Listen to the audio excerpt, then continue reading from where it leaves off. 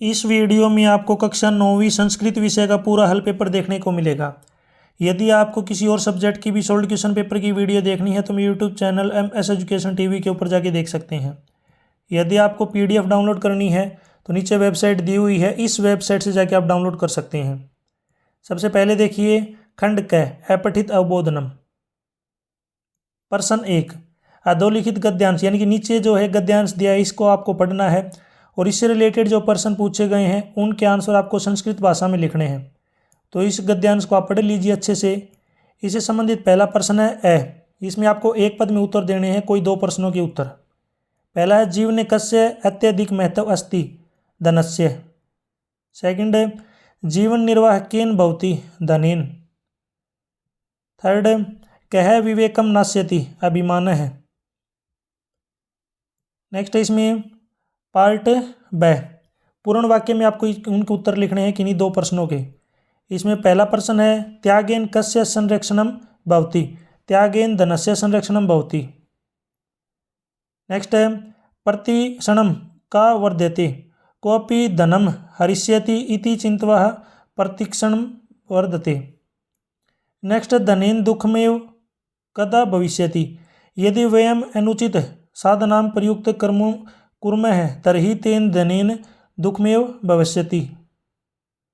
Next है सी भाग से भाग अस्य अनुच्छेदस्य, इसमें आपको एक शीर्षक लिखना है इसका धनोपार्जनम। इसके अलावा और भी अगर आपको शीर्षक अच्छा लगता है तो वो भी आप लिख सकते हैं। भाग द, इसमें आपको उत्तर देना है पहला भौतिक कद पदे कै लंकार है, तो इसमें लट लकार है भौतिक के अंदर। तो इसमें यहाँ पे जो ऑप्शन रहेगा अपना फर्स्ट लट लकार। भाग ख, अत्यधिक में आपको संधि विच्छेद करना है तो इसका बनेगा अति प्लस अधिकम, अत्यधिकम। भाग ग, त्यागेन अस्मिन पदे, इसमें कौन सी विभक्ति है, तृतीय विभक्ति। इसमें राइट आंसर अपना ऑप्शन 2। नेक्स्ट है घ, भूतवा इत्यस्मिन पदे कह प्रत्यय, इसमें कौन सा प्रत्यय है, तो इसमें कत्वा प्रत्यय है। प्रत्यय होते हैं जो बाद में लगते हैं। खंड ख, रचनात्मक कार्यम। प्रश्न 2 है, इसमें आपको यहाँ पे आपके विद्यालय में वार्षिक महोत्सव है, उसमें आपको एक पत्र लिखना है। नीचे यहाँ पे मंजूषा, मंजूषा का मतलब है कि नीचे यहाँ पे ब्लैंक दिए गए हैं, उनके आपको नीचे ऑप्शन दिए गए हैं वो भी आपको भरने हैं। तो इसमें पहला, दूसरा, तीसरा, चौथा और पाँचवा।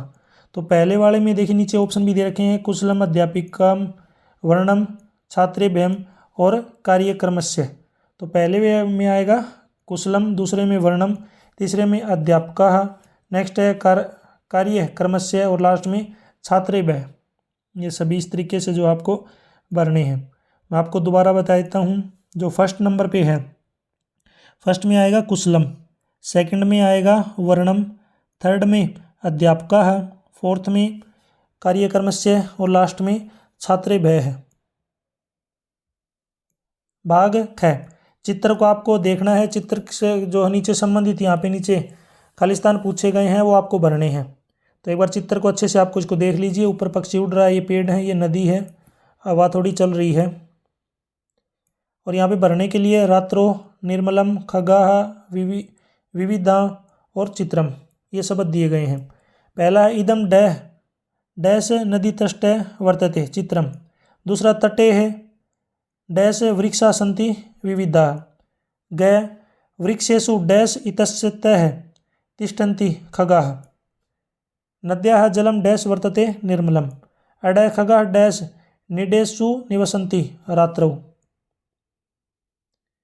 नेक्स्ट खंड ग, इसमें पठित अवबोधनम प्रश्न पूछे गए हैं। तो इसमें तीसरा प्रश्न है, इसमें आपको गद्यांश को पढ़ना है, इसके आपको सरलार्थ लिखना है हिंदी भाषा में। तो इसमें जो इसको आप पढ़ लीजिए। क में प्रसंग है प्रस्तुत गद्यांश पाठ 2 सवर्ण काक से लिया गया है। इस गद्यांश में एक निर्धन वृद्धा स्त्री और उसकी गुणवान पुत्री की कथा का वर्णन है। इसमें माता द्वारा अपनी पुत्री को दिए गए कार्य को उल्लेख किया गया है तथा आगे घटित होने वाली घटना का प्रारंभिक संकेत मिलता है। यह गद्यांश कथा का जो भूमिका को प्रस्तुत करता है। इसका सरलार्थ है, किसी समय किसी गांव में एक निर्धन वृद्धा स्त्री रहती थी। उसकी एक बेटी थी जो स्वभाव से विनम्र और अत्यंत सुंदर थी। एक दिन माता ने एक बर्तन में चावल डालकर अपनी पुत्री को आदेश दिया कि वह उन्हें धूप में रखे और पक्षियों से उनकी रक्षा करे। कुछ समय बाद एक विचित्र कौवा उड़ता हुआ आया और उसकी लड़की के पास आकर बैठ गया। इसी के और में नीचे दिया गया है, इसकी भी आपको जो है यहाँ पे सरलार्थ सह प्रसंग व्याख्या करनी है, तो इसको पढ़ लीजिए। सबसे पहले देखिए प्रसंग। प्रस्तुत गद्यांश पाठ 6 लोह तुला से लिया गया है। यह गद्यांश एक नैतिक कथा पर आधारित है। इसमें एक व्यक्ति और एक सेठ के बीच रखी गई धरोहर का उल्लेख है। सेठ द्वारा की गई बेईमानी का वर्णन किया गया है। यह कथा ईमानदारी और न्याय का संदेश देती है। सरलार्थ। उस व्यक्ति के घर में लोहे से बनी एक तराजू थी जो उसे अपने पूर्वजों से प्राप्त हुई थी। वह व्यक्ति उस तराजू को किसी सेठ के घर धरोहर के रूप में रखकर दूसरे देश में चला गया। कुछ समय तक इच्छानुसार विभिन्न स्थानों पर घूमने के बाद वह पुनः अपने नगर लौटा और उस सेठ से बोला, हे सेठ, मेरा वह धरोहर रूपी तराजू मुझे लौटा दीजिए। तब सेठ ने उत्तर दिया, हे महाशय, वह तराजू अब नहीं है, आपकी तराजू को चूहों ने खा लिया है। प्रश्न 4, इसमें आपको सरलार्थ लिखना है। नीचे जो श्लोक दिया गया है, श्लोक को आप पढ़ लीजिए। प्रसंग। प्रस्तुत श्लोक पाठ 4 सुक्ति मुक्तिकम से लिया गया है। यह श्लोक नैतिक शिक्षा से संबंधित है। इसमें मधुर एवं प्रिय वचनों के महत्व को स्पष्ट किया गया है तथा यह बताया गया है कि स्नेहपूर्ण वाणी से मनुष्य दूसरों का हृदय जीत सकता है। सरलार्थ। मधुर और प्रिय वचन बोलने से सभी प्राणी संतुष्ट और प्रसन्न हो जाते हैं। इसलिए मनुष्य को सदैव वही बात करनी चाहिए जो दूसरों को अच्छी लगे, क्योंकि ऐसे वचन बोलने से न कोई हानि होती है, न ही किसी प्रकार की कमी। इसी के ओर में एक और सरलार्थ है, श्लोक है। तो इसकी प्रसंग है। प्रस्तुत श्लोक पाठ 8 जटायु शौर्यम से लिया गया है। यह श्लोक रामायण से उद्धृत है। इसमें सीता के अपहरण के समय जटायु द्वारा रावण को रोके जाने और उसे धर्म का स्मरण कराते हुए चेतावनी देने का वर्णन किया गया है। सरलार्थ। जटायु रावण से कहता है कि मैं वृद्ध हूँ और तुम युवा हो, तुम धनुष धारण किए हुए हो, रथ पर सवार हो और कवच पहने हुए हो, जबकि मैं निशस्त्र हूँ। इसके बावजूद तुम सीता को लेकर कुशल पूर्वक नहीं जा सकोगे। प्रश्न 5, इसमें नीचे सूक्ति दी गई है। इसके आपको भावार्थ लिखना है हिंदी में। पहला है परोपकाराय संतः विभूतयः है। इस सूक्ति का भावार्थ है कि सज्जन और श्रेष्ठ व्यक्ति अपनी संपत्ति, शक्ति और सामर्थ्य का उपयोग केवल अपने लिए नहीं करते। वे इन सब का प्रयोग दूसरों की भलाई, समाज के कल्याण, जनहित के कार्यों में करते हैं। यही उनकी सच्ची महानता होती है। भाग ख, इसके आपको जो है हिंदी लिखनी है। इस सूक्ति का आशय यह है कि जो व्यक्ति समय रहते अपना कार्य नहीं करता, उसके परिश्रम का फल समय के साथ नष्ट हो जाता है। इसलिए आलस्य और टाल मटोल से बचकर कार्य को समय पर करना चाहिए, तभी सफलता प्राप्त होती है। भाग ग, इस वाक्य का भावार्थ यह है कि आपके द्वारा धृतराष्ट्र के जन्म से जुड़े रहस्य को विस्तार पूर्वक और स्पष्ट रूप से समझाया गया है। आपकी व्याख्या से उस विषय की सभी शंकाएं दूर हो गई हैं। इसी के ओर में यहाँ पे आपको मंजूषा यानी कि नीचे ऊपर जो है आपको यहाँ पे श्लोक दिया गया है। ये श्लोक दिया गया, इसकी सहायता से नीचे आपको ये भरने हैं। ये यहाँ पे शब्द दिए गए हैं। तो पहले वाले में आएगा धर्म सर्वस्य, दूसरे में अवधार्यताम, तीसरे में प्रतिकूलाम, चौथे में समाचरेत। नेक्स्ट है प्रश्न 6। गद्यांश को आपको पढ़ना है और इनके जो उत्तर है वो आपको संस्कृत भाषा में लिखने हैं पूरे वाक्य में। ये यहाँ पे जो गद्यांश दिया गया इसको आप पढ़ लीजिए। इसमें पहला प्रश्न जो दिया गया है, लोक मंगलक्लासनी ऋष्य है कुत्र निस्वंती, तो कुत्र की जगह आएगा वने। वने सुरक्षितम किम, किम की जगह आएगा पर्यावरणम। भविष्यति पदे कह लकार है, इसमें कौन सा लकार है? लरित लकार। नेक्स्ट है, आप मुझे कमेंट सेक्शन में बताएंगे जो ये है भविष्यत है, इसमें कौन सा लकार है, कौन सी विभक्ति है। नेक्स्ट है, आपको जो विशेषण पद बताना है, तो विशेषण पद इसमें जो है ये जो शब्द है ये रहेगा विशेषण। प्रश्न 7, इसमें आपको श्लोक दिया गया है, इसको आपको पढ़ना है और संस्कृत वाक्य में जो नीचे प्रश्न पूछे गए उनके संस्कृत वाक्य में आपको इनके उत्तर देने हैं। पहला है यत्नेन किम रक्षेत वृत्तम, किम, किम की जगह आएगा वित्तम। यत्नेन पद कै विभक्ति, इसमें तृतीय विभक्ति है। नेक्स्ट है प्रश्न 8, इसमें आपको यहाँ पे नीचे जो लास्ट में जो है यहाँ पे शब्द दिए गए, इनकी सहायता से आपको जो है प्रश्न निर्माण करना है। तो पहला है मध्यमानस्य, इसकी जगह पे कस्य आएगा। तपोदस्य ये तपश्चर्याय, इसमें आएगा क्या। वन वृक्षा के, मानुषाणाम के साम, जीर्ण धनम कह। प्रश्न 9, इसमें आपको सेम उसी भाग 1 में जो पुस्तक है कंठस्थ जो श्लोक है जो आपको खुद याद है वो आपको यहाँ पे लिखना है, लेकिन वो इस प्रश्न पत्र के अंदर नहीं होना चाहिए, आपको अपनी तरफ से लिखना है। तो ये श्लोक जो है ऊपर नहीं है, इसलिए अपनी तरफ से लिखा हुआ है। खंड ग, इसमें आपको व्याकरण से संबंधित प्रश्न पूछे गए हैं। प्रश्न 10 में क संधि स्वर संधि और अयादि संधि की परिभाषा देनी है और संस्कृत भाषा में उदाहरण लिखने हैं। स्वर संधि, दो स्वरों के मेल से होने वाले विकार या परिवर्तन को स्वर संधि कहते हैं। हिम प्लस आल्य हिमालय। अयादि संधि, यदि ए ऐ ओ औ के बाद कोई भिन्न स्वर आए तो ए का ऐ और ऐ का आय, ओ का औ का आओ हो जाता है। उदाहरण के लिए ने प्लस एन, नैन। ठीक है, आप मुझे कमेंट सेक्शन में बताएंगे नाविक का संधि विच्छेद क्या होगा। नाविक का संधि विच्छेद क्या होगा, और संधि विच्छेद के बाद आपको ये और बताना इसमें कौन सी संधि है। कमेंट सेक्शन में इसका आंसर दें। भाग ख, अव्ययभाव समास और द्विगु समास की परिभाषा देनी है, संस्कृत भाषा में उदाहरण दिखना है। अव्ययभाव समास, वह समास जिसमें पहला पद अव्यय होता है और वही प्रधान होता है। इससे बना समस्त पद अव्यय के रूप में प्रयुक्त होता है, इसका रूप नहीं बदलता, जैसे प्रतिदिन, यथाशक्ति। द्विगु समास, वह समास जिसमें पहला पद संख्यावाचक हो और समस्त पद किसी समूह या परिमाण का बोध कराए, जैसे चौराहा, 4 राहों का समूह। त्रिलोक, 3 लोकों का समाहार। प्रश्न नेक्स्ट है ग पार्ट। करण कारक और अपादान कारक, इनकी परिभाषा लिखनी है। करण कारक, वह कारक जो क्रिया करने के साधन या माध्यम को दर्शाता है, इसके द्वारा कोई कार्य संपन्न होता है।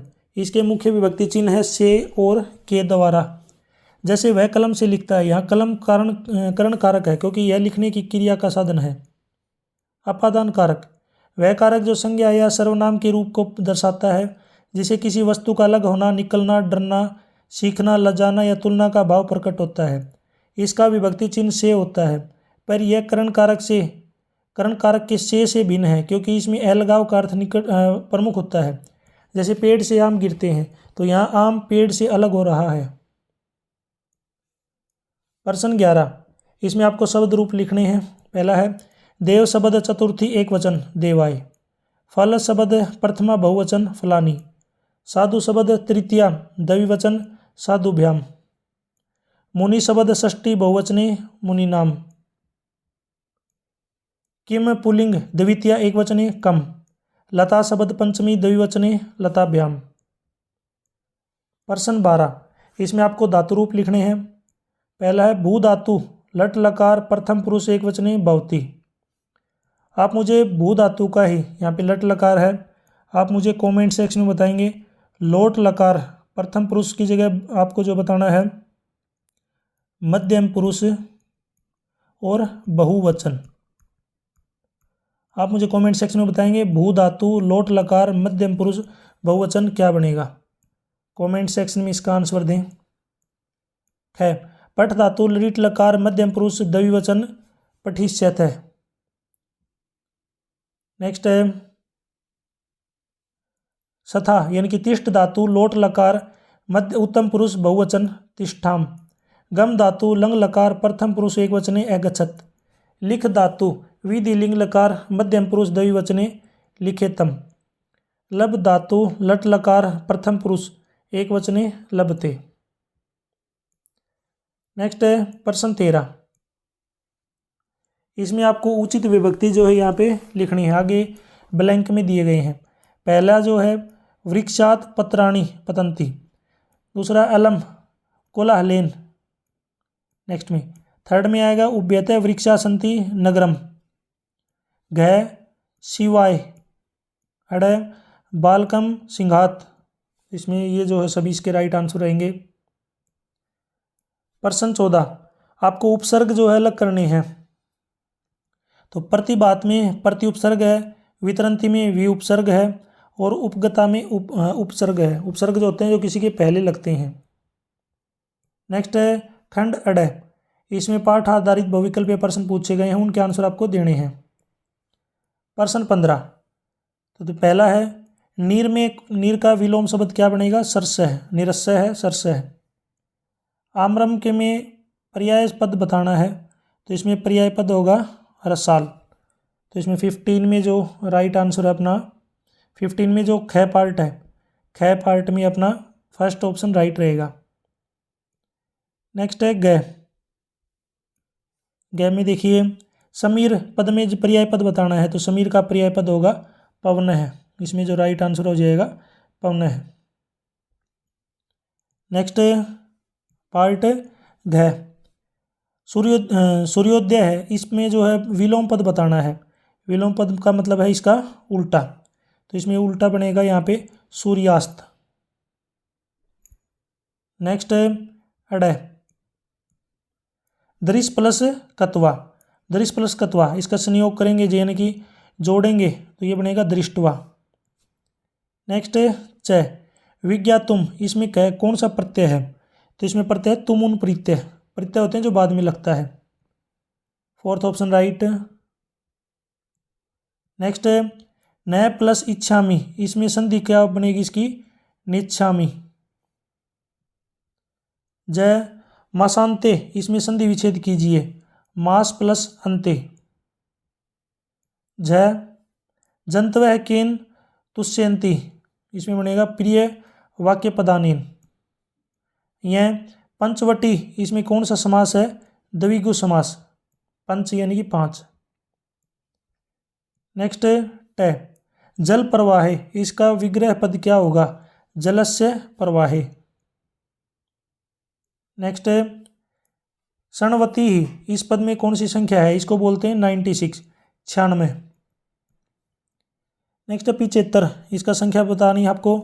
75 का बनेगा यहाँ पे पंच सप्तति है, पंच सप्तति है।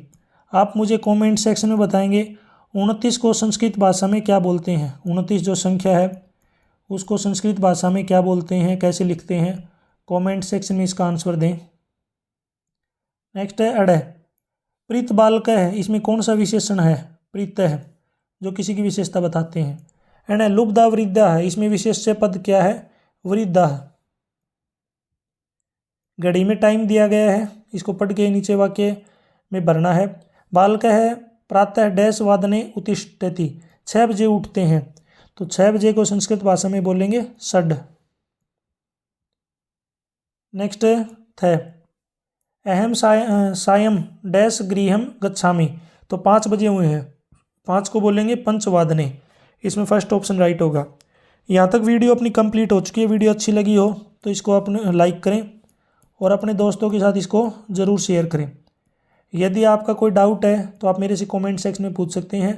बाकी मैंने वीडियो के बीच में 1-2 क्वेश्चन पूछे हैं, अगर आपने वीडियो को ध्यान से देखा है तो उनके आंसर ज़रूर कमेंट सेक्शन में बताएं। अगर आंसर नहीं आते हैं तो भी कमेंट कीजिए, मैं वहीं पे आपको राइट आंसर इनका बताऊंगा। पीडीएफ अगर आपको डाउनलोड करनी है तो वेबसाइट दी हुई है, इस वेबसाइट से आप डाउनलोड कर सकते हैं। Thanks for watching.